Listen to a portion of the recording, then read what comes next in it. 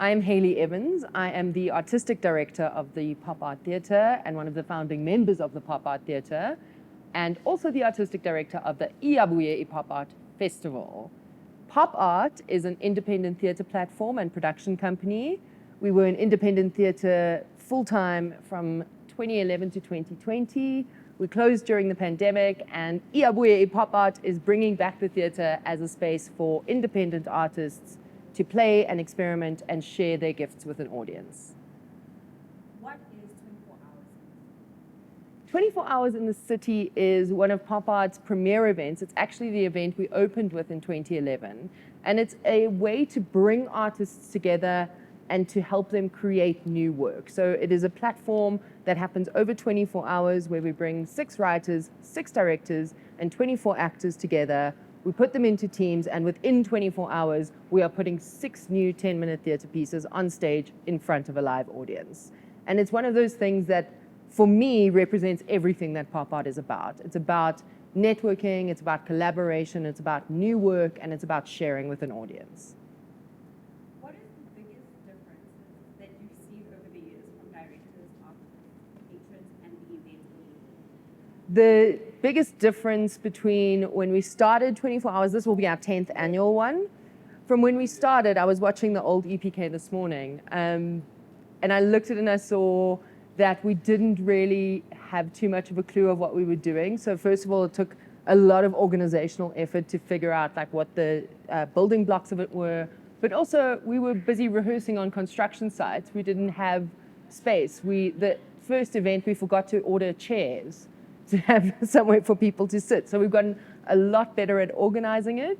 But I think as one of the biggest differences is that we have a much bigger network as Pop Art now to call on different writers, directors, and actors and get them together to make really cool stuff. Why did you start 24 Hours? Has that changed? We started 24 Hours really to give a sense of what the theatre was going to be about.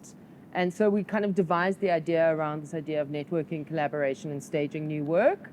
And that hasn't changed. I think the things that we've gotten better at, the differences are the organizational, logistic-y things that make it a more pleasurable experience for everyone. But at the end of the day, the heart of it is still the same. The heart of it is really to offer something to the participants and something to the audience. And I think what really brings me a lot of joy is when I see 3 years from now, people who met at 24 Hours are still working together. And that for me is something that shouldn't change and can't change. And that's something I hope we carry with Pop Art forever. What's something that you think has been consistent throughout